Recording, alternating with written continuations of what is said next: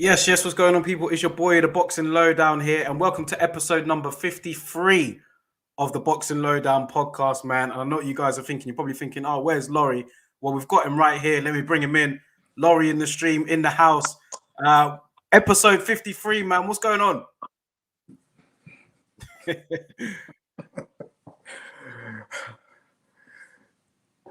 I'm good, man. I'm good. Just got back from America, linking up with my new coach. Well, yeah, I was gonna say that's looking like a real possibility. And do you know what? You called it, and you called it at a time where not many other people are calling it, but it seems like everybody's calling it now. But when you called it, it was a bit of a surprise to me. So it wasn't really out there that much, but it's looking very likely. What happens, man, on the Boxing Lowdown, we like to give you exclusives, you know what I mean? So yeah.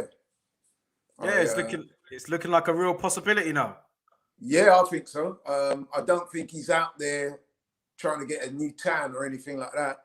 He seems like he's touring the gyms and seeing what works best for him. I think at the moment, the favourite seems to be Ronnie Shields. Yeah. Although he has been to a few of the other gyms out there. So I guess we'll just have to wait and see. What would be interesting for me is to see whether he will bring someone in as an additional help, or whether he will get rid of Rob McCracken and go to that trainer full time. There's a lot of speculation as to what will happen there. I guess we'll just have to wait and see. Wait and see, man. Time will tell. Before we get started, man, we'll touch on it a bit more. But, as we do, man, before every show, just have to welcome everybody into the chat. Welcome everybody that joins. We are streaming live on Twitter and YouTube. Don't forget to leave your comments. Don't forget to drop a like, share the video, subscribe to the channel. We're on 9:30 right now, 9:31, 9:30. So we're almost at that 1,000 mark. So let's try and get there before the end of the year. Definitely, man. And big up to everybody, man. Before we get started, I just want to shout out everyone, those that join the podcast every week. Great to have you guys here. And let's get cooking, man. It's a Friday evening. We know we've got Arsenal playing a bit later on, so we won't be able to be on here for too long, but long enough for us to digest some of the news that went on in boxing this week anyway. So let's get straight into it, man. We got some comments here straight away, so let's go into it. Conrad Boxing has said here, Laurie called it. I'm glad that AJ is going that route. Born Again Biker, what's going on, bro? He said here, great storyboard this week. So much to talk about. Great show. Thank you, my man. Big up Born Again Biker. We spoke briefly on Instagram. Good to have you here. And our boy Francisco out there in America right now, man. He's put good morning, bros. Break it down. You know we will. Good to have you here, Francisco, man. Francisco, my guy. I got your t-shirt as well, Francisco. I haven't forgotten about that. I'll get that sent out to you. So I haven't forgotten about that t-shirt. But listen, Laurie, let's get straight into it, man. We'll start off with the AJ news. You did call it last week, Friday. You did say that there was, you heard from quite some good sources that it looked like that AJ may be switching trainer. Nothing has been confirmed as of yet. We haven't heard much of AJ, but he's being very open and public with it, visiting all the gyms in America, taking pictures with trainers, working out with Ronnie Shields. And, you know what I mean? He's been out there and he's made no secret about it. But, he hasn't said anything yet. And as I said to you off camera, is it that uncommon for fighters to go and visit other gyms while they're away? What's the difference here? Well, I think the fact that he's made a bit of a public spectacle about it, innit? He's visiting these gyms. He's pictured himself with the trainers, with training kit on. So that would suggest that he's working out with them. And what I would assume by all that is that he's trying out some new things with these trainers and seeing what works best for him, what's a good fit, which makes sense, of course. The only thing is he's done it publicly rather than privately, which obviously has led to the speculation.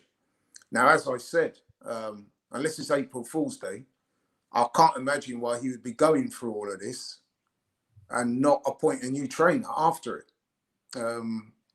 It would appear to be a massive wind-up or a massive trolling exercise. And given what I know about Anthony Joshua, I don't really think he's down with that type of thing, do you?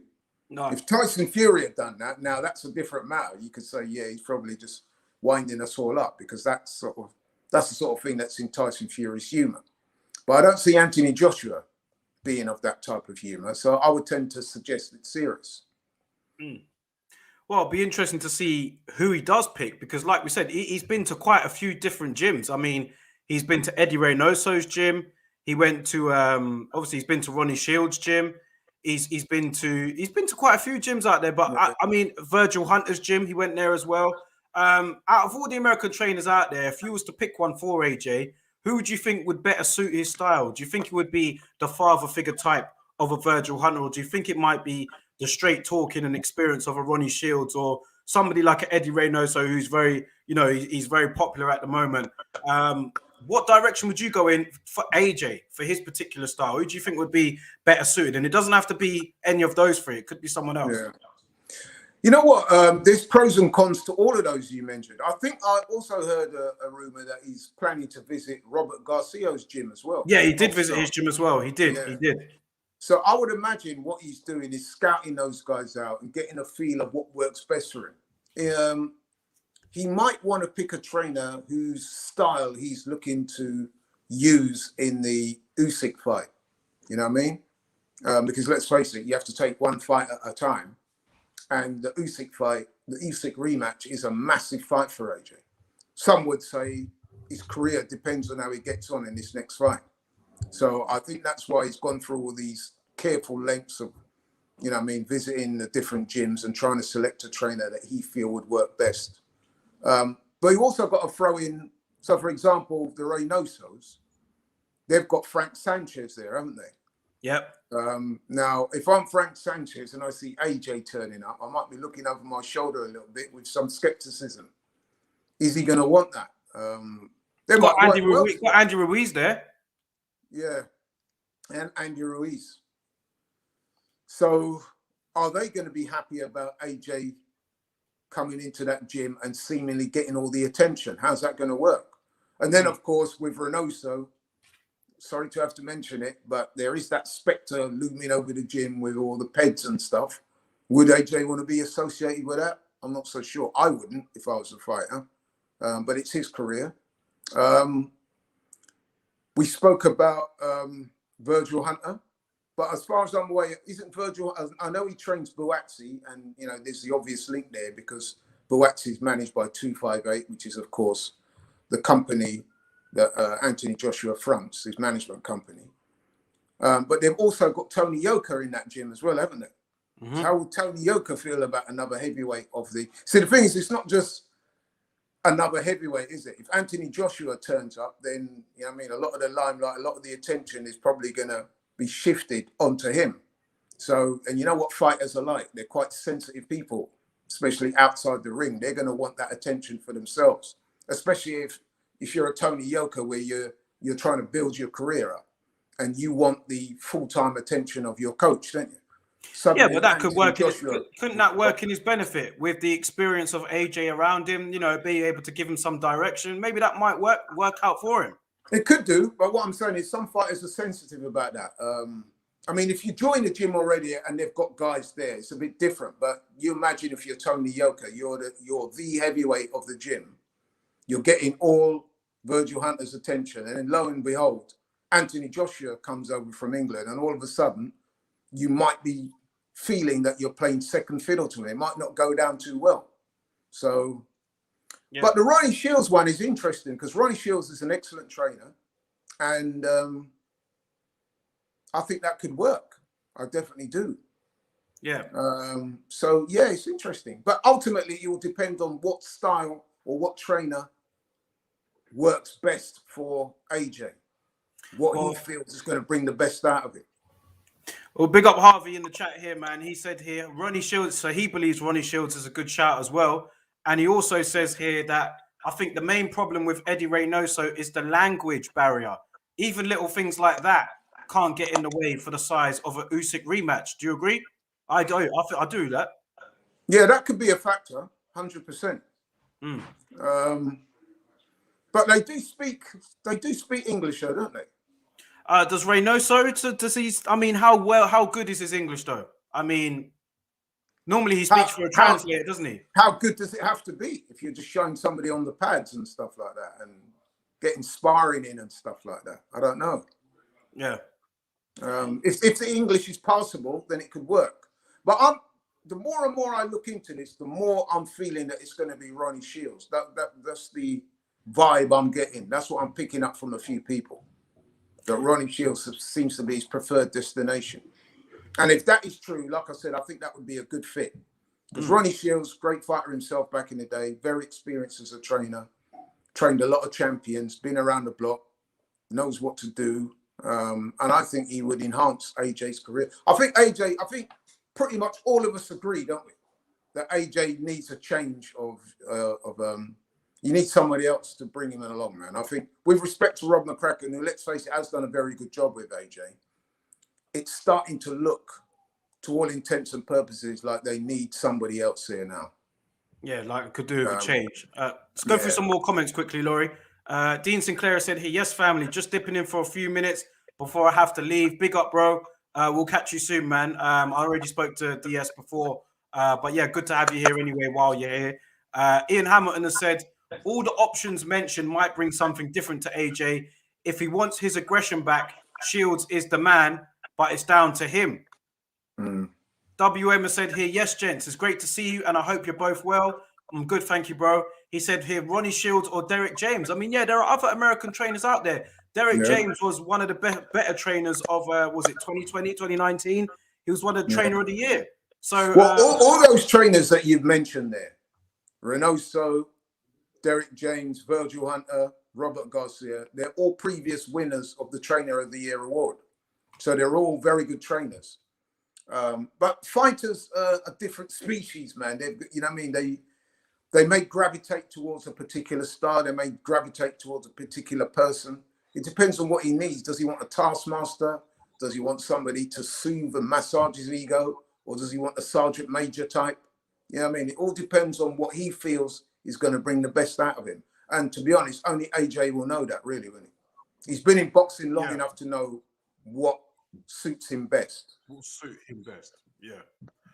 Ian Hamilton has said here, again, this seems to be about getting the dog back in him. Shield style brings that out. Hunter is all about controlled aggression and fundamentals. All great points here. All very good points. Francisco says, Reynoso doesn't speak that much English.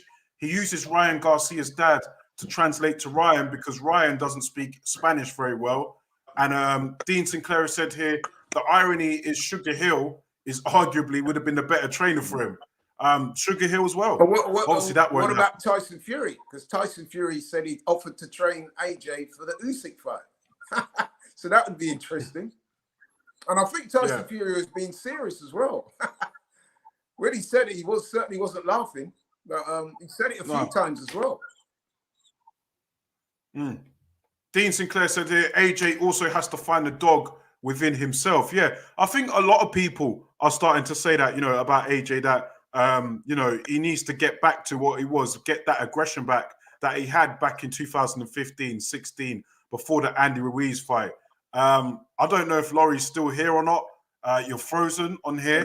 But let me know if I could still hear you all right, but you're frozen, but I can hear you. Yeah, you're because you're coming across as a bit Dalek-y. Excuse the expression. Oh, really? Yeah. I don't know what's happened. Well, I can hear you all right, but your screen's just frozen. Oh, really? Oh, that's a shame. Oh, guys, let me know in the comments if you can hear us okay. I mean, as long as you can hear us, that's the main thing. But if there are any issues with the sound or audio, let me know. But it seems to be all right on my side. Okay. I can hear you. It's just that it's a split-second delay, it seems. Francisco said it as well. Something is up with Daryl's video audio. You sound slow. Yeah, that's what I was picking up. Yeah. How's the internet where you are? Yeah. Hammer said, Daryl, suddenly your voice has gone deep. Okay, let me try and get rid of.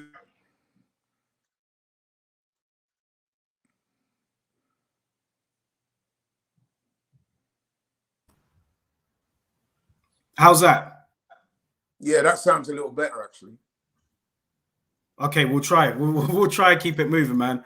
But yeah, I mean, interesting to see. Like, let's see what actually how this ends up. I mean, he's visited a lot of different trainers. Let's see who he does end up with. Should be interesting. Yeah, and like I said, I think from what we've seen, I think it's pretty nailed on, isn't it? That there is going to be a new change. There is going to be a new trainer brought in. So whether that trainer is brought in alongside Robert McCracken, I don't think so. It sounds like AJ might be making that trip overseas to me. Because I can't see Ronnie Shields coming over here and relocating when he's got other fighters in the gym like Jamel Charlo and one or two other people. So yeah, the Charlos were really milking it. They were really, and Harvey said it sounds better now, so that's great. I'm glad. Yeah. But the Charlos were really milking it with AJ in the gym. They were posting it on their story, and you know, they were really happy. They took pictures of AJ, and you know, like we saw what Jamel Charlo, you know, he kind of had a sly dig at Deontay Wilder and his fans after the Fury fight. So was this a bit of another dig? You know, kind of showing off that AJ was in the gym, that he's training with Ronnie Shields. I mean, Jamel Charlo doesn't even train with Ronnie Shields. It's Jamal Charlo now, isn't it? Anyway, isn't it? But Jamel Charlo was there as well, you know, taking pictures of AJ. They all seem really chummy together, man.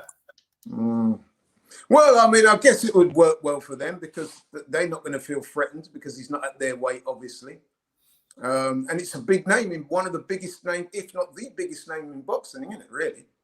So that's bound to be a boost. And the guys overseas, you know what I mean? I'm sure they'll get on well, you know what I mean? I think AJ's a slightly different character from the Charlos, but I can see them getting on well, though. Yeah. You know what I mean? Francisco said here, I've never been impressed with Robert Garcia or Reynoso's in-fight instructions, but apparently they're good at preparing fighters in the camp. Hunter and Shields seem more tactical. Well, definitely Reynoso's got some good nutritional advice going on. So, yeah, the tacos and the meat is likely to taste very good. Billy Joe said, yeah, Mexican meat, yeah? Mexican meat, yeah, you like the beef. I don't know, if I was AJ, I think I'd stay clear of the Reynoso gym, man. I think that gym, man, is a little bit tarnished, to say the least, recently. I'm not sure if his PR would do too good in boxing out of that gym. Do you remember, digressing slightly, do you remember what happened to Mo Farah when he started training with this guy, Albert Salazar, whatever? Yeah, I remember, yeah. You saw the heat that came on Mo Farah's career, didn't it?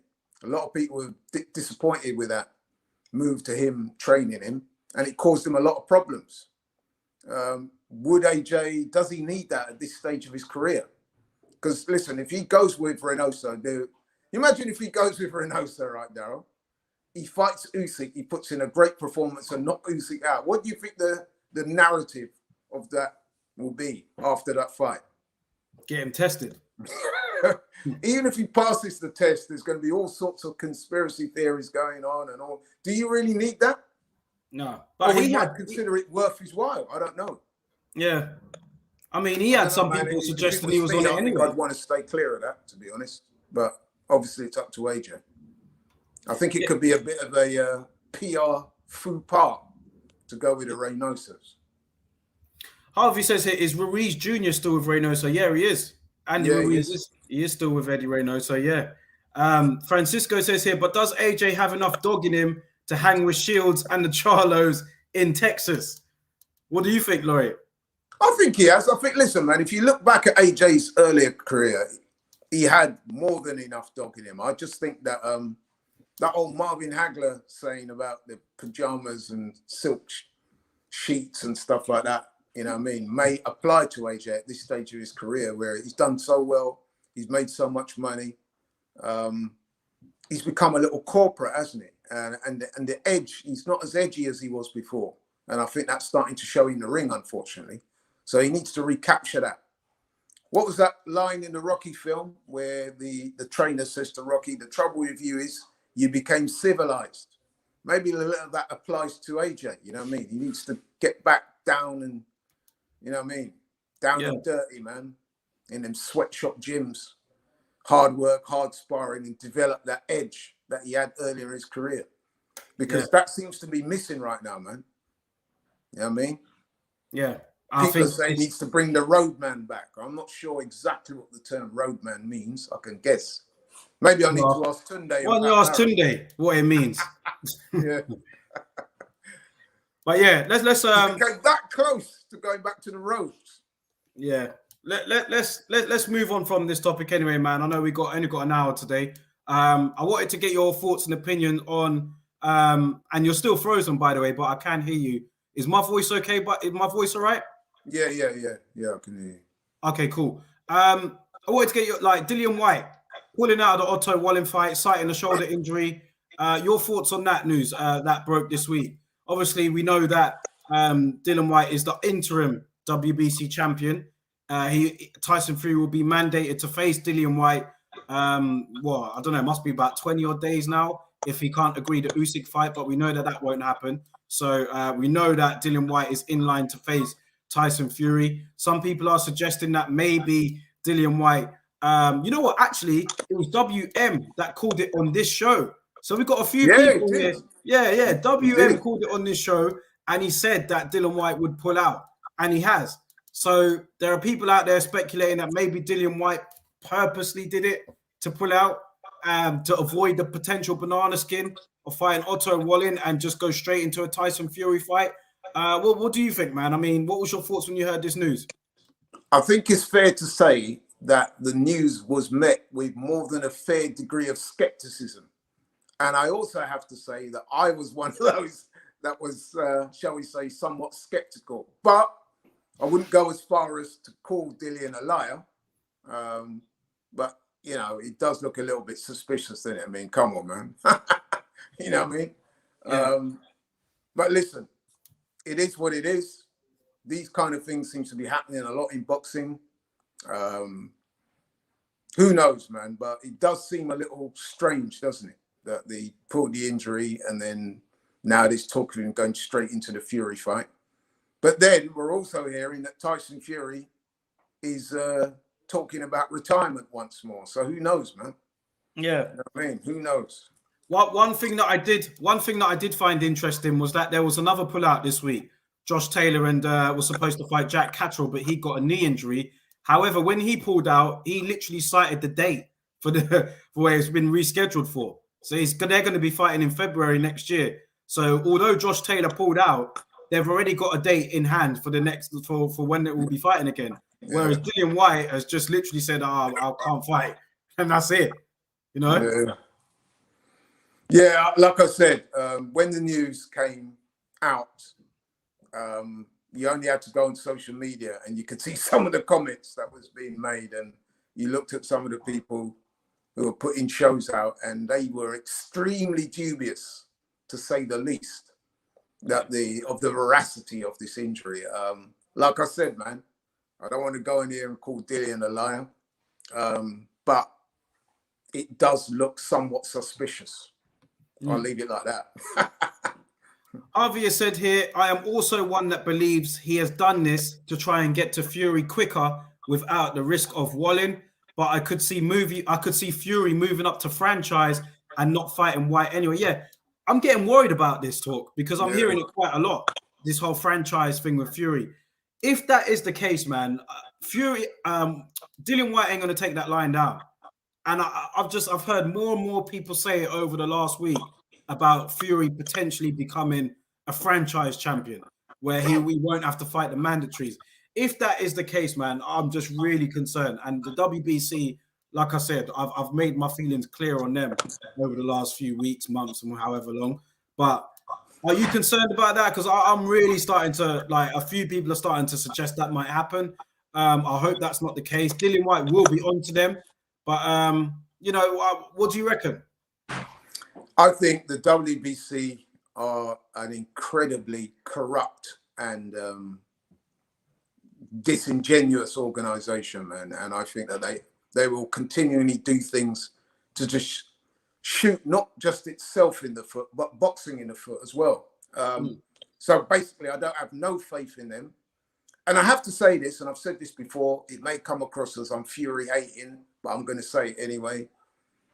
This type of thing with Tyson Fury and announcing retirements and going missing after fights, is something that he's done throughout his career.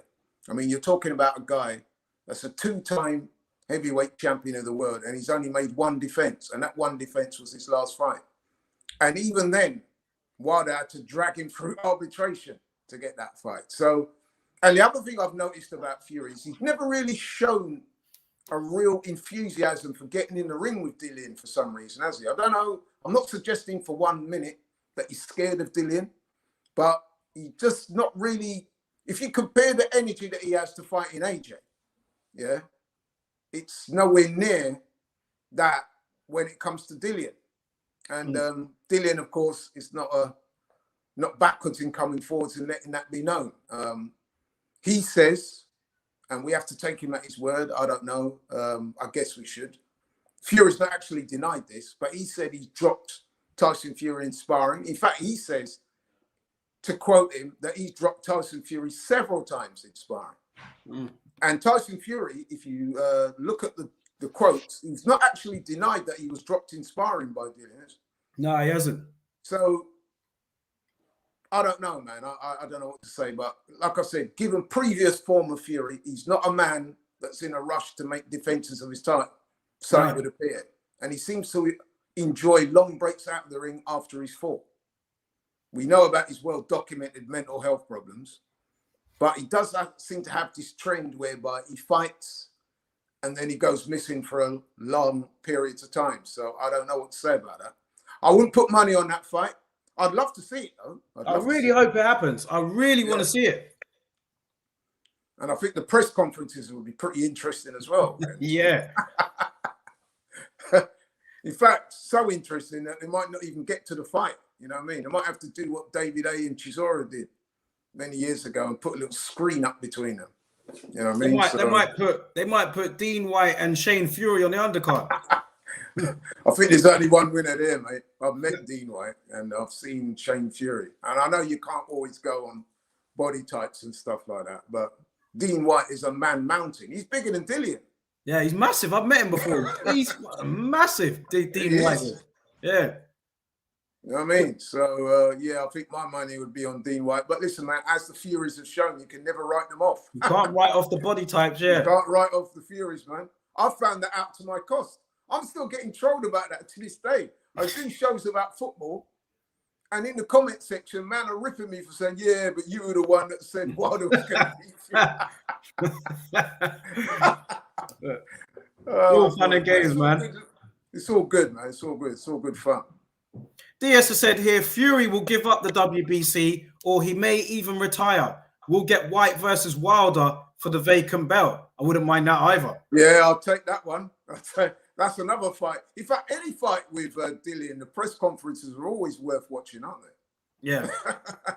You know what I mean? Sure. Always seem to be entertaining and end up with some kind of threat. You know what I mean? Dillian threatening to go around man's house and all that type of thing.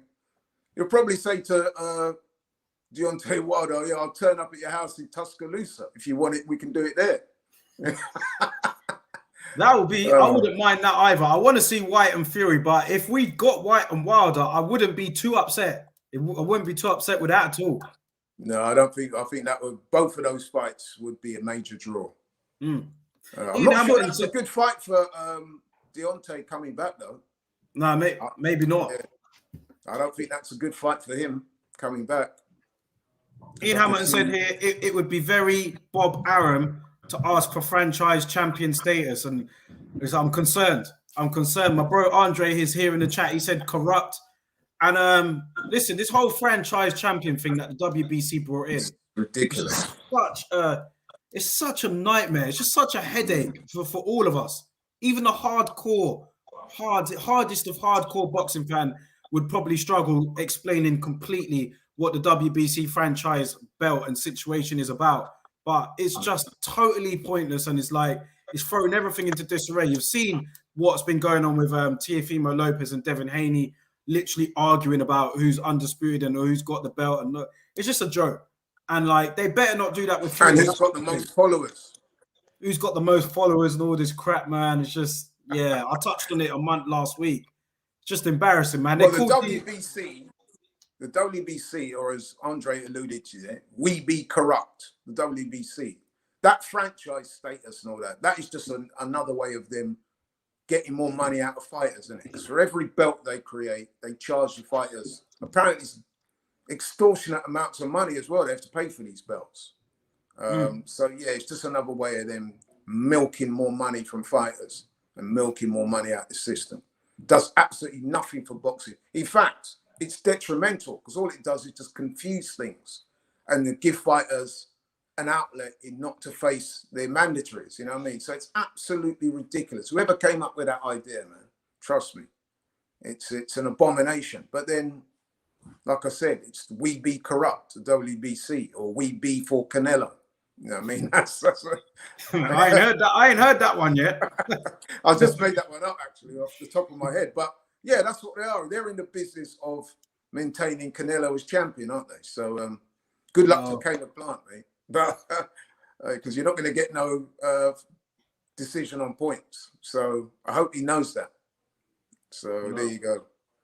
Well, I'm looking forward to that. And I'm also looking forward to, I mean, Canelo and Plant is about, what, 2 weeks away? But this weekend, we got a good main event hosted by Top Rank man, Jamel Herring and Shakur Stevenson. Now, yesterday, I was watching the Blood, Sweat and Tears documentary. It's like it's like a, you know, like the 24/7s that they used to do. Yeah. It's pretty good, man. I mean, I've seen it for a few other main events as well that Top Rank have put on. Namely your boy Oscar Valdez and who's he? Oscar Valdez. Who did Valdez beat? Who did he knock out again? This is a bad one from me. I should remember this. Who did Burchell? Sorry, that's it. Oh, yeah. Miguel Burchell. Yeah. They did a good series on that, and they're doing a good series on this as well here with Herring and Stevenson.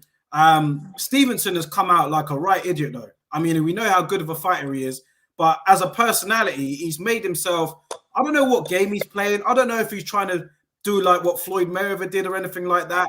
But all this, like what he's been doing to trying to intimidate Jamel Herring, it's like one of the people that would be least intimidated of anything is Jamel Herring. And you know, he was quite surprised with how Shakur Stevenson was acting, because he was saying in your documentary, he was like, well, I thought we were friends. Like, he hangs around my gym, like we speak and all that stuff, and we've taken pictures together, we've worked out together. All of this energy is a bit weird to me. I know that we're fighting, but it's a bit weird. And like Shakur Stevenson's coming across like, you know, like a bit of a knob. Let me just say that. As great as he is as a fighter and how much I like him, he's been very dislikable from what we've seen. I know it's to build up the fight and stuff, but it just feels like you don't need it. Do you know what I mean? I mean, you've got a good matchup anyway. You've got experience against youth. You've got tremendous talent there in Stevenson.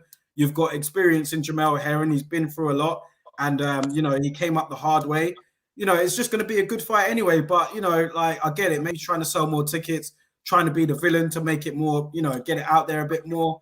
But, yeah, it's had a lot of negative reaction to how he's been acting. I don't know if you've been seeing it. I mean, he ain't been, like, terrible or anything like that. But just been a bit petulant, should I say. But as for the fight, you know what it is, right? I've got mixed views on this, and I'll try and keep it brief. But I think what you're seeing with Shakur Stevenson is what I often refer to as the curse of the black fighter. And when I say that, I mean, especially in America, it's not so much here. There is a little bit of that here, but not as much. And I'll explain what I mean. What you often get, especially with the young fighters, is that they feel that they have to cultivate this villain image in order to sell fights. They think that the sort of smiling and the going along and being that good guy doesn't really work. They've seen down the years, even as recently as Floyd Mayweather, where you have to cultivate this image whereby people don't like you. And the way it works is that you whip people up into a bit of a frenzy. You can't stand him so much that you'd actually pay to see him get beat. You know what I mean? And I think a lot of black fighters they seem to think that they have to go down that route. So what you're seeing with Shakur Stevenson is this kind of over-the-top, ostentatious, like you said, acting a bit of a knob. And I think it's deliberate. He's trying to rile people up. I think there's a little bit of mind games going on there with Herring as well, because they were, despite what Shakur Stevenson says, they were friendly in the gym. He's trying to say, no, we were never friends, or we never spoke. Yeah, you weren't best friends. You didn't probably hang out at the club together or the strip club in those guys. You know, but you know what I'm saying? They were friendly enough towards each other. Now the fight's been made. I understand he's got to cultivate a bit of dislike towards your opponent. I get that. But yeah, I think I call it the curse of the black fighter. These young guys think that they have to play the villain role in order for them to be popular, or the unpopular translates into financial gain through people buying pay-per-views and stuff like that, are creating a certain notoriety around it. And I think a lot of them think that they have to do that when you don't always have to do that at all. You know what I mean? Yeah. So I think that he's fallen into that type of trap, really, if you ask me, because some of the stuff that I'm seeing from him, it does look a little bit staged. It does seem a bit downright immature as well, doesn't it? So it's like he's playing a role. He's deliberately trying to needle people. Get under not playing it very well. Making this dislikable character. He even said it the other day that everyone wants to see me lose this fight. And he had that little smile on his face, like, yeah, the little plan I'm working on seems to be having some effect. And you can also tell, I was saying this to you off camera, that you could tell as well that with Shakur Stevenson, when he first turned pro, he was being mentored by Andre Ward. Now, apparently that relationship, they've parted. And you can see, because I don't think Andre Ward is the sort of guy to encourage that type of behavior. You know what I mean? The opposite would be the case if Andre Ward. He was a very classy guy when he was fighting. But then, with Andre Ward, he wasn't really that popular, was he? No. He's a lot more popular now that he's not fighting than when he was fighting. So I think that's what you see with Shakur Stevenson. He's trying to create this sort of out the ring image of people disliking him and stuff, and I don't care, and this and that, and I'm still gonna whip his ass and stuff like that. I think it's something that he's created, man. And he's gonna run with it, isn't he? Harvey saying here he came across as a proper twat at the presser. I see a lot of people saying it. Yeah, and then you see a lot of these young black guys as well, that overuse or constant use of the N-word, addressing each other, trying to act too street, trying to act gangster. I'm like, with these guys, man, they're acting more like rappers than they are boxers. And I think, again, that's deliberate. It plays to the whole social media thing. It plays to the whole TikTok era. You know what I mean? You get those little videos out there with them acting like gangsters and, you know, wearing their pants halfway down the back. So to me, it's not for me. Not for me at all, man. It's a real turnoff. Yeah. But I guess they're going after a certain demographic and a certain niche in the market, you know what I mean? And like I said, you make yourself unpopular, notorious, and they think that that will garner interest through pay-per-view sales. Disappointing to me, but there you go. Big up G Green here in the chat. I think this might be the first time I've seen you here, but big up yourself. He says here, I disagree. Spence and Crawford don't sell fights like that. Most of the fighters are delusional when they are favourites. It's like Man City saying no one believes in us when they win a cup. Yeah, but with respect, I do agree with some of what G says, but if you think about it, I said young fighters coming up. So I'm talking about Shakur Stevenson, Teofimo Lopez, Rolly Romero. To a certain degree, Tank Davis does it. You know, these are the younger guys, early 20s, mid-20s. Spence and Crawford are nearer to 30 or 30 already. So they're a bit different. They're a bit more mature and they act that way. Where the young guys just coming up, they see that model as that's their way of breaking into the, you know what I mean? Breaking into that kind of rarefied atmosphere where they're going to garner attention and stuff like that. They're doing it to get attention, basically. Because I've never associated Shakur Stevenson with that type of behavior. I know he's had one or two run-ins, out the ring episodes, but previously when I'd heard him speak, he wasn't like that. Now you're seeing all the gangster stuff and all the tough talking and the overuse of the N-word, like I said, and you just think to yourself, it's almost like you're listening to a rapper when you hear these guys talk nowadays, man. You know what I mean?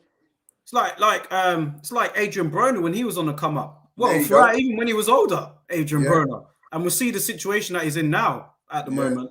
But yeah, he was another one that really... But Broner tried to milk that whole notoriety stuff, didn't he? Yeah, that's what I'm saying, yeah. Look where it got him. It did work for him for a while, calling himself the can man and upsetting people and doing all sorts of stuff.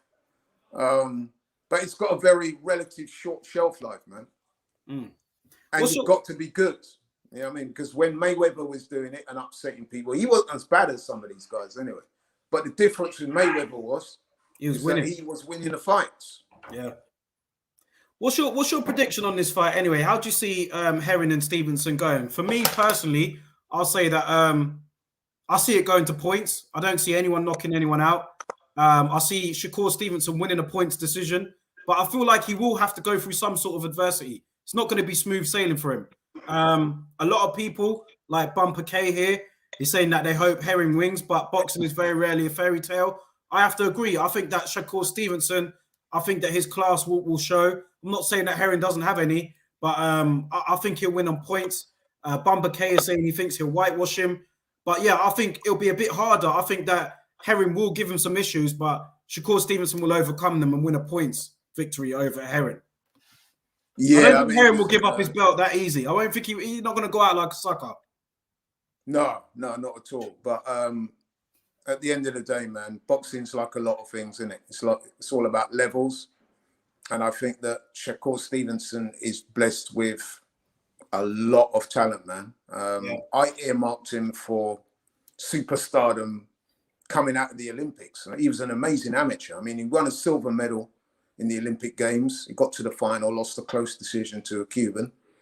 Funny enough, that Cuban who he lost to is not doing so good as a pro. But anyway, yeah, I'd always seen him, even as an amateur, and he kind of had a pro style even as an amateur. He's got amazing reflexes, good counter-punching skills, good athleticism, good IQ in the ring. I wish he'd show as much as that IQ outside the ring, to be honest.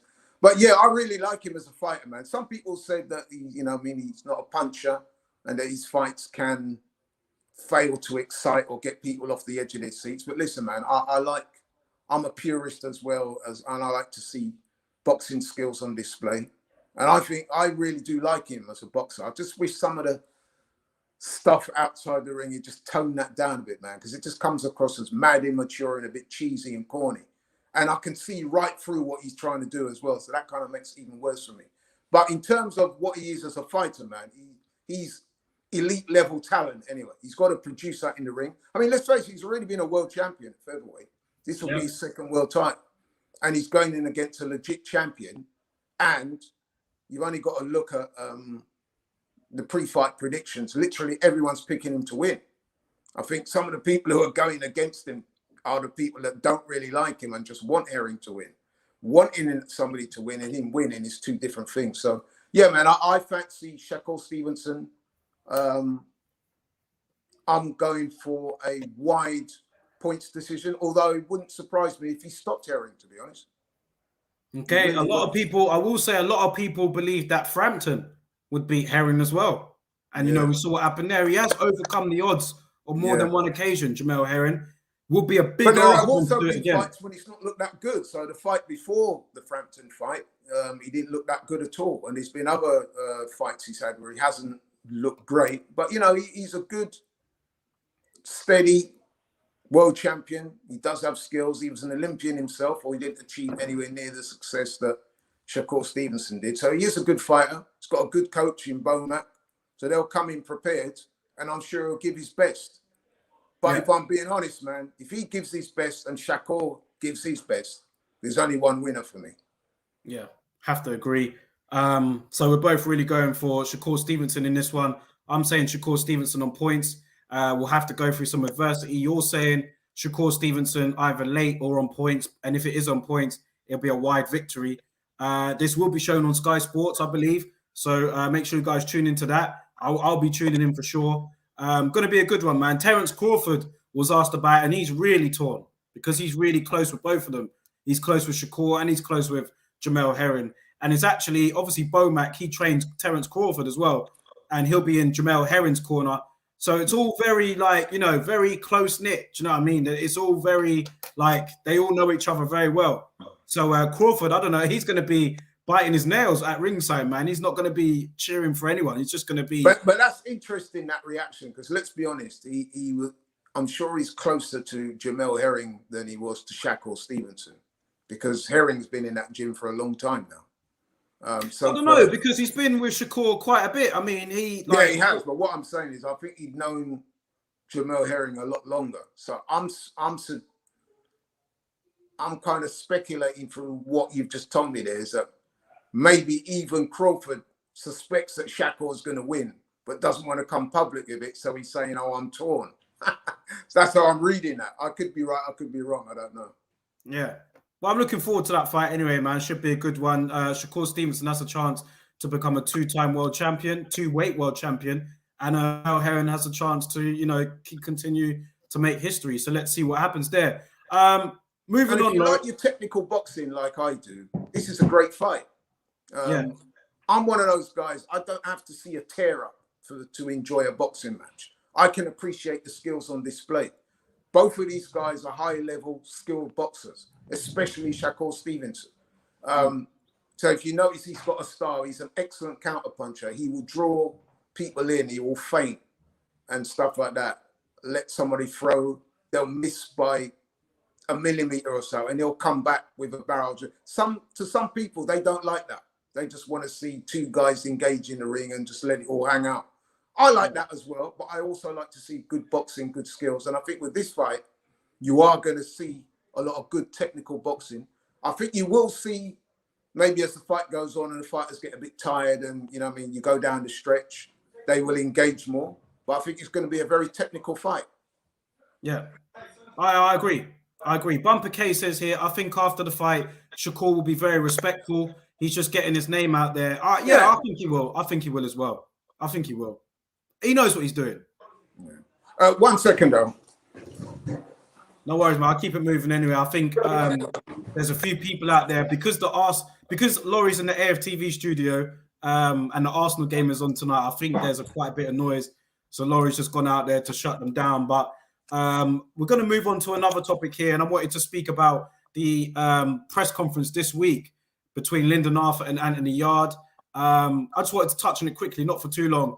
But I really enjoyed that press conference, man. I'm going to get Laurie's opinion on it as well. Very entertaining for me.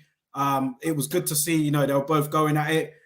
Some of the language in that press conference and some of the things they were saying to each other may not have been taken very well. But for me, it definitely has increased more interest in the rematch between Lyndon Arthur and Anthony Yarde.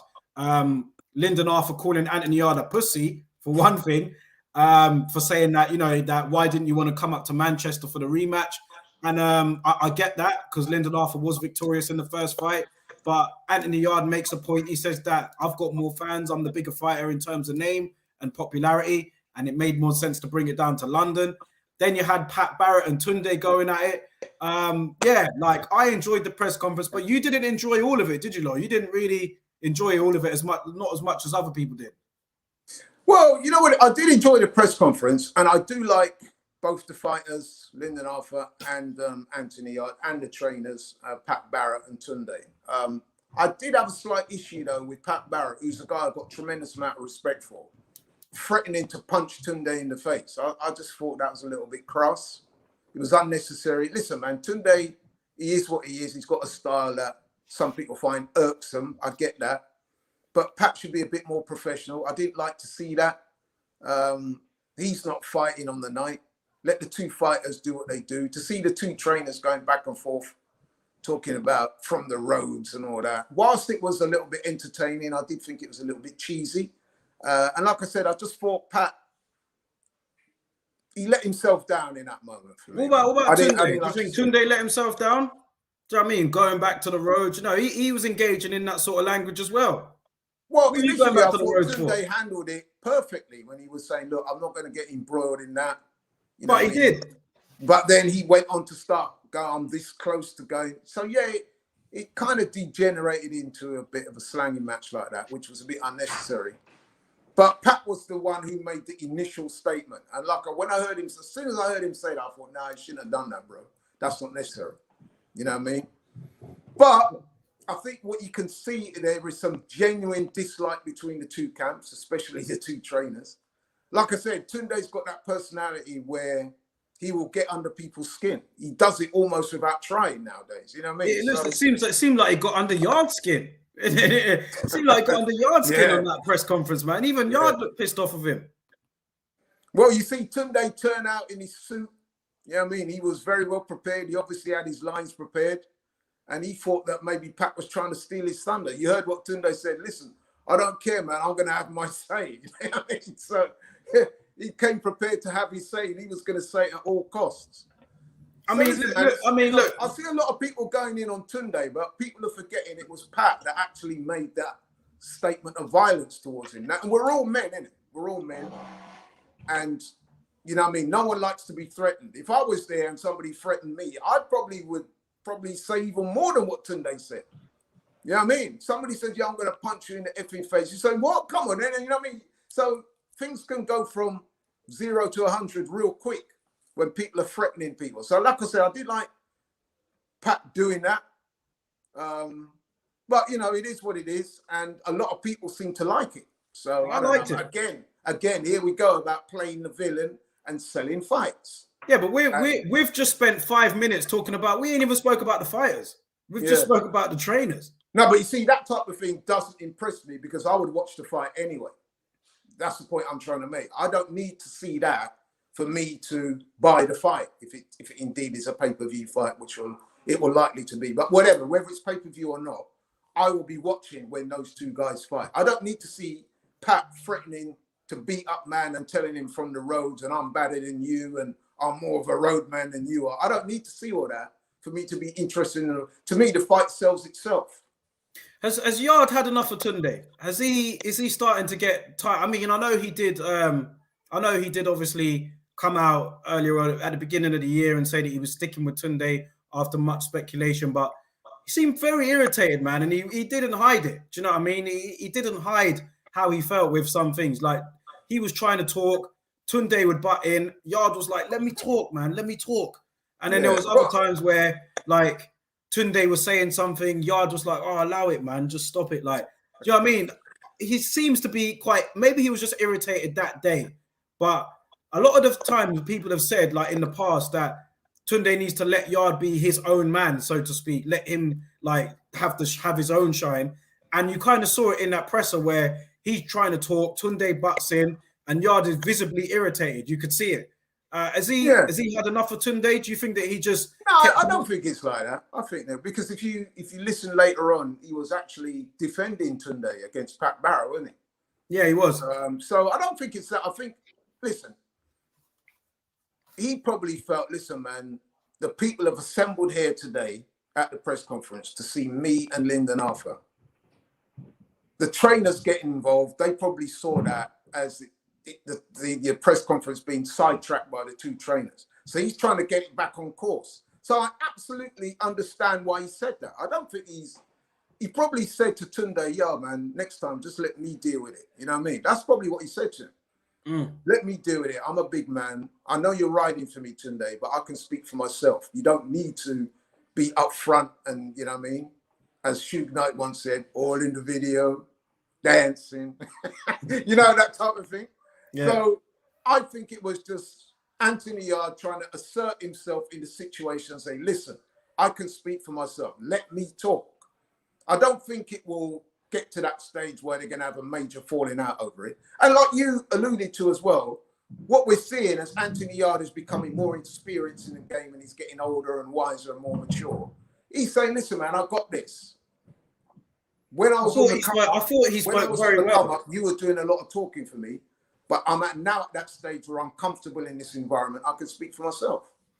I thought he spoke very well and he showed a lot of maturity at the yard in the midst of all the madness. You know what I mean? A lot of all the slanging that was going on with I'll tell you. He spoke very well. Do you know what I mean? He was mature in the situation, and I thought that he came across very well in that press conference.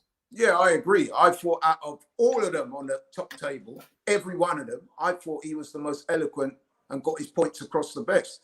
Again, that's a sign of maturity. That's a sign of a guy that's coming to terms with who he is in and out the ring. You know what I mean? Yeah. And when I saw that, I must admit, I thought to myself, he was the most impressive person on the table that day. And for that reason, I'm going to say, you know, they like to say who won the press conference. Not that I attach too much significance to that anyway, but I would say Yard did. Because Lyndon's a bit monosyllabic, isn't it? It is what it is. And he's got this very dulcet tones. He don't say a lot. He's got quite a dry humour. And I'm sure he's a nice guy, but it doesn't always come across in a way that you want to sell a fight. He doesn't come across as real gregarious enough. But Yarde, on the other hand, I thought he handled himself really well. Would you like to have seen the rematch in Manchester? Do you think that Lyndon has a point? I know Frank Warren said that they weren't able to get a venue up there, but do you think Lyndon has a point where he says, look, man, I won the first fight. Come up here. Do you know what I mean? Come up Manchester and fight me up here or up north. I think he has a very good point. But then I also think that Anthony Yarde made a good point when he was talking about the fan base and the fact that it's all down to economics. Anthony Yarde said, listen, man, it wasn't even put to me as to where the fight should be held. I just want the rematch. And I believe him when he said that. Listen, man, they're professional fighters at the end of the day. And I'm sure that whilst Lyndon would have preferred the fight in Manchester, once he gets his check for that fight, he's not going to be complaining about where it was held. You know what I mean? Because listen, he feels he could beat Anthony Yarde even better next time around. I mean, him and Pat Barrett have spoken openly about he had an injury going into that fight. He wasn't able to throw his right hand. Anthony Yarde disputes that, but, you know, Pat Barrett and Lyndon have maintained that all along. They seem very confident to me. So, listen, man, London, Manchester, it's not like, you know what I mean? And Anthony Yarde made a good point as well. So, listen, man, I fought in Russia before. Yeah, that was a good point. You know what I mean? So, yeah, it was. Lyndon was a very good amateur. He was on the GB squad. He's fought all over, man. I don't think that's going to bother him one bit. No, I don't think so. Not at all. Not his character. But I'm looking forward to that fight, man. December the 4th, I believe it is, that rematch. So I'm actually going to be in Manchester that weekend, actually, for a birthday. But I'll still obviously be watching it somewhere. Lyndon won't, man. Listen, Lyndon, you're a road man. Get on the road. Come to London. No, it's Tunde that's a road man. It's Tunde that's the road. You know, he was going to go back to the roads. He's been getting a lot of stick on that on Twitter. You know, I've seen quite a few fighters coming for him. Shoei Williamson, I've seen Sonny Edwards really go for him. I know he's close with Lyndon Arthur. Yeah, man. A lot of people have been coming for Tunde. Right? Paul Smith. What it is, yeah. Well, Paul Smith is a known hater of Tunde. He's made that clear over there. I think a lot of people don't like Tunde online, man, but he embraces it. I feel a bit sorry for Tunde, to be honest, in that regard, because listen, I don't feel sorry for him, man. Listen, it was Pat who made the initial statement about "I'll punch your fucking head in." And like I said, if you say that to a next man, we've all got egos. We all think we're alpha males. If a man shouts that at you across the table, you're going to take that personal 9 times out of 10. Yeah, but so this is Pat Barrett we're talking. This ain't any guy, you know. No, but it doesn't matter though. Tunde was provoked, in my view. So he responded. He did take it. He did go on a bit too long. But you imagine if Pat had said that to Dillian, there would have been tables flying all over the place. Or if he said that to Derek Chisora, again, tables flying all over the place. You know what I mean? So, you know. Yeah. Well, it's only made us look forward to the fight even more. I'll say that. Exactly. Regardless of... I mean, I would have watched the fight anyway, but I'm sure there's some people out there that saw that press conference think, you know what? I can't wait till these two guys get it on in the ring. I mean, I even saw some people in the comments saying things like, why not put Tunde and Pat Barrett on the undercard? Yeah. Well, I think there's only one winner there, mate. And I think yeah. I think there's only one winner there. But yeah, just wanted to get your quick thoughts on that, man. Very lively press conference. I enjoyed it. Before we go, I did a show on Monday where I gave my reaction to some of the fights of the weekend. So I want to quickly get your opinion on, first of all, Sandor Martin defeating Mikey Garcia. Then we'll talk about the boxer show, and then we'll leave it there. But let's go to Sandor Martin defeating Mikey Garcia, because it was last week. I've said my opinion on this on Monday anyway, if people want to hear it. But I did say, and you said it as well on the last show, how disinterested Mikey Garcia appeared to be in the interviews that I had seen before the fight. The motivation didn't really seem to be there. He's been pretty inactive over the last few years. He's won a lot. He's achieved a lot of money in the sport. How much up for this fight was he going to be against Sandor Martin? And you know, he lost. He lost the fight, a massive upset. Nobody was predicting Martin to win. He came out there. He boxed very well. I think Mikey Garcia was pretty laboured in his performance. He didn't really do well to cut off the ring. And Sandor Martin didn't have like the fight of his life or anything like that, but he did enough to win. And I thought he deserved the decision. And Mikey Garcia, I've only seen it come out yesterday or today. He's not planning on going anywhere. I mean, he's just looking at this as a blip, and he said he's going to continue. So I was quite surprised by that, but maybe he just don't want to go out that way. Maybe he's got more to achieve. Well, I said on the show last week that Mikey Garcia strikes me as a man that he's lost the passion for boxing. All the talk before this fight, you commented on it, where you said he had a noticeable disinterested look. He didn't look motivated, didn't look enthused, and that carried over to his performance in the ring, which was lackluster to say the least. He deserved to get beat. Sandor Martin was a better fighter. They obviously underestimated Sandor Martin as well. And, you know, that's on them. You know what I mean? Again, lack of professionalism, something that he's been accused of in the past. And another thing I said to you last week, which I've always thought of with Mikey Garcia, and I'll say it again, is that here we have a guy that comes from a deep boxing background. It's like a family business to them. Mikey Garcia is probably the most talented boxer in that family. Boxing, if anything, comes rather easy to him, or easier than most people. And I think he just kind of disrespects his own talent. Yeah. He's out there just trying to earn money out of the game. He's not passionate about the sport. You can tell. I mean, after the fight, he was saying things like he thought he won. That was ridiculous. You know what I mean? Yeah, that's because Eddie Setback was blowing smoke up his ass. Yeah, I mean, and he wasn't the only. I saw some of the fighters, especially some of the Mexican-American fighters, Josecito Lopez, one or two others saying, yeah, I thought he won. They know he didn't win that fight, man. Be real with the guy. Tell him, say, look, man, you lost. And the main reason you lost is because you didn't do your due diligence in the gym. And it's probably been like that way for some time now. I mean, he had the ring appearance of somebody that had put the work in, man. His body didn't look properly conditioned. He looked pudgy, he looked soft. You know what I mean? And like you said, he looked laboured. He weren't getting his shots off, and he was beaten. And I think he's definitely entering into the last stage of his career. Probably deep down, he wants to retire, but he realizes that he can make a lot. He can still make a lot of money out of the sport because he has a name, Mikey Garcia. You know what I mean? It's a big name in the sport. So I don't expect him to retire. But he's shown me all the signs of somebody, man, that he's not passionate about the sport. And he got found out last week, man. And I think unless he changes his attitude, then next time it could be worse, depending on who he goes in with. Yeah. Francisco says here, Garcia either took Martin lightly or it's time to retire. But credit to Martin. He executed a game plan. He moved well. He had good defense and good counter punching. Let's see Martin against another top fighter. Yeah, after the fight, he said, you know, it's time for me to earn my money now. Let me go in there with another top fighter. There was no rematch clause with this Mikey Garcia fight. There's no rematch clause, and it was noticeable that Mikey Garcia is not calling for a rematch. Now, is that because the style, southpaw style guy moves well, boxes well? Did he have Mikey's number? But I mean, this is why you've got to give people like Joshua credit, man. You know, he lost the fight. He exercised the rematch clause. He's gone out there. He's trying to get a new trainer. He's trying to get that win back. With Mikey Garcia, after he lost that fight, you would have thought he would have said, right, I'm going to try and get an immediate rematch. I want this guy again. I can do better. He just sort of shrugged his shoulders. Yeah, I thought I won, but hey, you know, you know what I mean? Because where does he go from here? No, but I think he has a name that will still garner interest in the sport. I mean, I know. Can you see him beating any of the top? Can you see him beating any of the top junior welterweights? No, but it doesn't really matter, does it? He's got the name that he can still get those fights. That's how it works. I mean, so you're saying at this stage it's not about winning? It wasn't that long ago. People were putting Mikey Garcia on their pound-for-pound lists before he fought Errol Spence.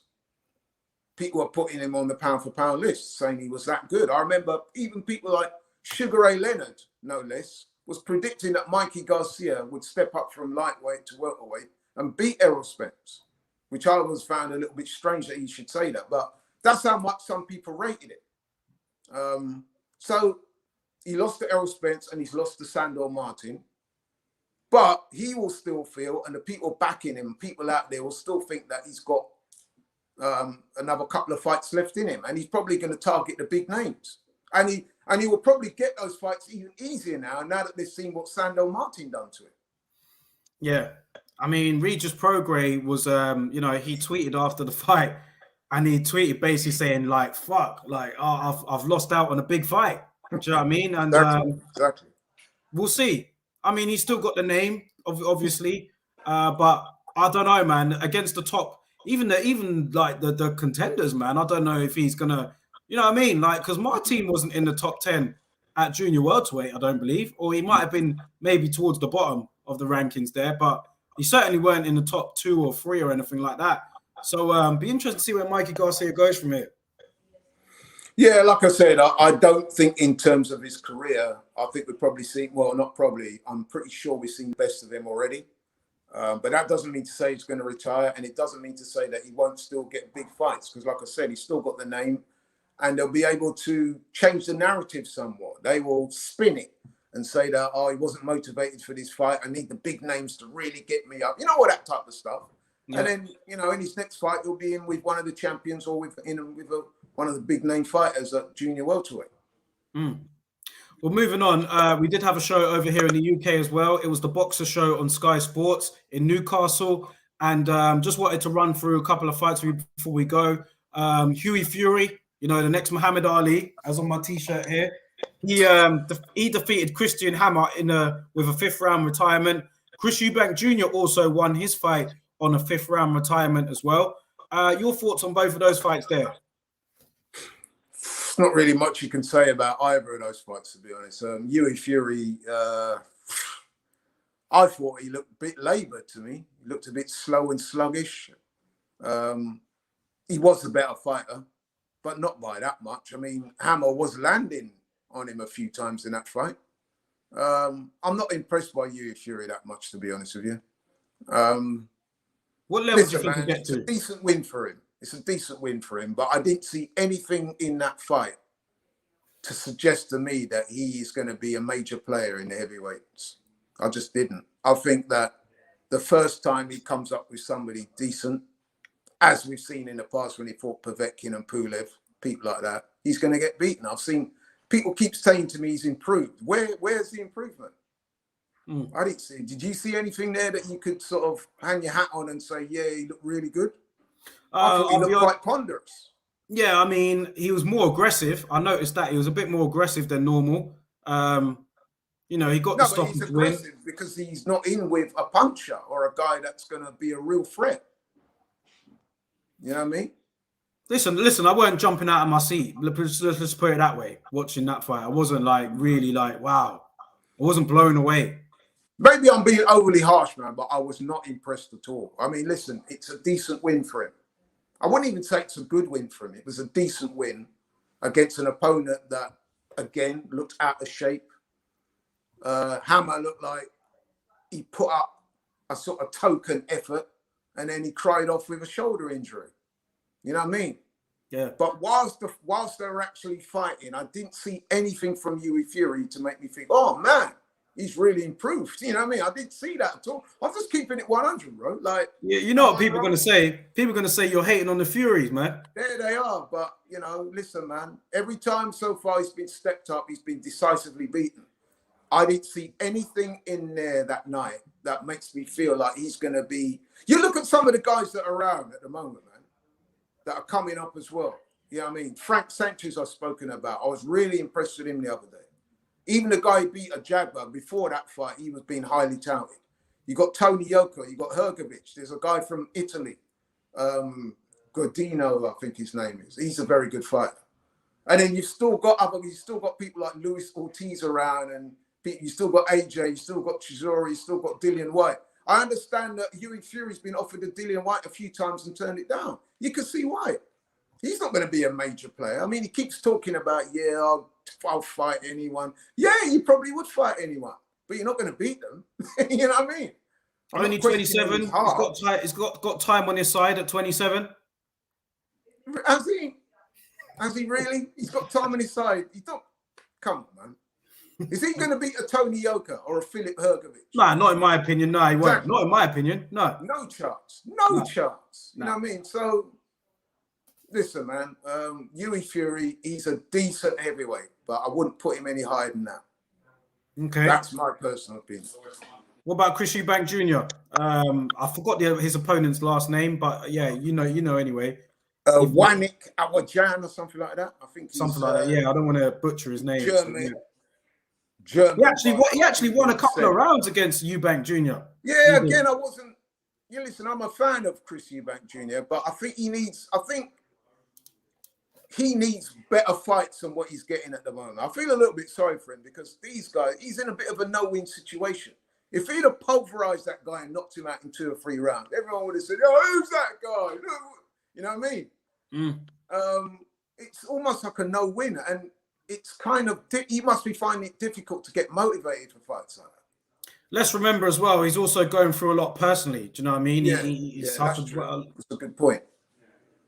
But again, I wasn't overly impressed by him either. And I think some of that stuff he's doing where he's doing the arm with the Roy Jones thing, I'm thinking, I'm not even sure about that, him and that Roy Jones. Listen, man, I like to be honest. Are you seeing any major improvement with Chris Eubank Jr. since he's moved under Roy Jones's tutelage? Not yet, but I would say that now's the time for him to try out the new things he's learning. So maybe he's not going to look that impressive now, but maybe it's a good time to do it against these type of guys, especially if he's got Liam Williams next. Now, listen, I'm excited for the Liam Williams fight. It's a fight I think that Eubank can win, but it's also a fight that if Eubank is not on his best form, he could lose that as well. So it's a great fight. And I think, to be honest with you, we will learn more about Eubank in a fight like that than all these fights we're seeing at the moment.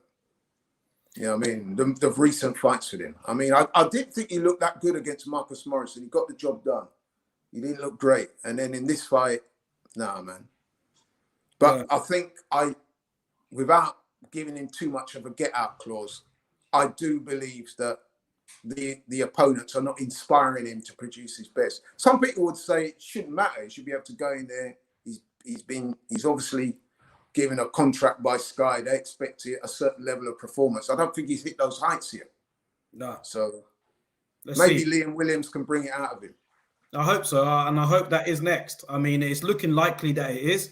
So let's hope that it is. I mean, there were rumors that it could be pay-per-view on Sky. I really hope that's not the case. But if them two do get it on next, I'll be very happy. I'll be very happy with that. So let's see what happens there. Got a comment here from Francisco. He said here, is Frank Sanchez ready for the top heavyweights, or when will he be? Laurie, I'll let you answer that. He's there or thereabouts, you know. I was pretty impressed by him. I'll tell you something, he'd smoke Hughie Fury. I'll tell you that now. And I know I got the Tyson Fury Wilder prediction wrong, but I would actually be very confident that Frank Sanchez would do a number on Hughie Fury. Yeah. Yeah, I mean, well, he's not really at the top. He's not in the top 10 or nothing, is he? No, but they think they are. I think they were saying the other day that they're in the top 10. Him and his dad, wasn't it? No chance. Sure, that's what they were saying. I hope not. I think he needs to fight Joseph Parker again, or Joseph Fury. You know what I mean? The winner can have the family name. You know what I mean? What about Frank Sanchez? Where do you put him right now? I rate him, man. I want to see more of him, but he schooled a Jagba, man. And I thought, and a lot of people thought that was going to be a very competitive fight. And to be honest with you, man, it wasn't really, was it? Jagba got schooled. So I'd like to see Frank Sanchez in with a different type of opponent, because I think it's fair to say that a Jagba, a bit like Wilder, really, isn't it? Yeah, he's a poor man's Wilder. He's got the big punch, but he's not really known for his skill set. Yeah. So put Sanchez in with somebody else. I don't know. Put him in with Parker. If he beats Chisora again, put him in with someone like Parker. It won't ever happen. I mean, Frank Sanchez would beat up on Josie Parker, man. Josie Parker would just be running around the ring. You know what I mean? It wouldn't happen, but if Parker's in the top 10. But that would be a good fight for somebody like that. That's what I'm saying. Yeah, top 10 former world champion, be a good win for him. Yeah. But I think Frank Sanchez is one of them who needs him clubs. Southpaw. Yeah, definitely. Skillful, good movement. Hasn't got a big name in boxing. doesn't have a big fan base. Who's going to want to fight him, man? Yeah, exactly. You know what I mean? No one's going to want to fight that guy right now unless they absolutely have to. So yeah, he's gonna have to work his way up them rankings. Yeah, but like I said, him versus Hughie Fury. Oh, he beats Hughie Fury all day long for me. No, yeah, I Easy think fight. we can all agree on that. Easy work. All right, let's get on to the last topic, man. And that was still staying with the boxer show actually. But I wanted to get your thoughts on obviously the biggest news of the night for me was that Claressa Shields is moving ever closer to a fight with Savannah Marshall. She'll be coming over to the UK in December, fighting on the same bill as Savannah Marshall. You know, she was like watching the fight, and Sky Sports was showing her watching it, and yeah, it was confirmed. So next year, hopefully, providing that they both win their fights in December, they'll be facing off against each other. And obviously, Savannah Marshall fought that night. It was an entertaining fight while it lasted, but yeah, she came through it. And yeah, Claressa Shields and Savannah Marshall, really looking forward to that. Let's hope that it does come off. And I was really happy to hear that news on last weekend. Yeah, I mean, if this fight comes off between those two, it'll be the biggest fight in women's boxing, I would imagine. For me, so, yeah. It'll be great. Listen, Savannah Marshall is the only person I understand to inflict a defeat on Claressa Shields. Albeit she was, I think, 16 at the time. So how much of that we can really read into, I'm not so sure. Listen, I think that from what I've seen anyway, Claressa Shields has the edge in, not the edge actually, I think she's more skillful and has more fundamentals to work with. I think that she's also the quicker fighter. It would appear that Savannah Marshall carries more power. Well, not it would appear. I think she does carry more power.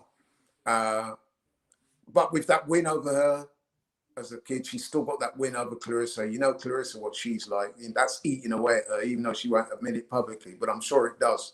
And she wants to put that right. So listen, man, that'd be a great fight. Great fight. Oh, that would be absolutely great. I want to see that, man, because listen, you could make a case for Savannah Marshall winning because she's a very good fighter herself.